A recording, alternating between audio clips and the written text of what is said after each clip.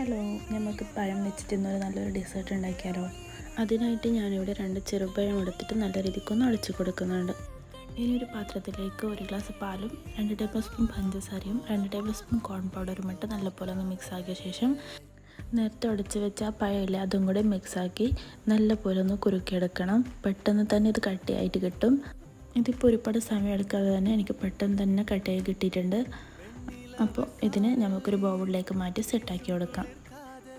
Next 1 table spoon പഞ്ചസാരയും കുറച്ച് വെള്ളവും ഒഴിച്ച് ഷുഗർ ഒന്ന് കാരമലൈസ് ചെയ്തെടുക്കണം.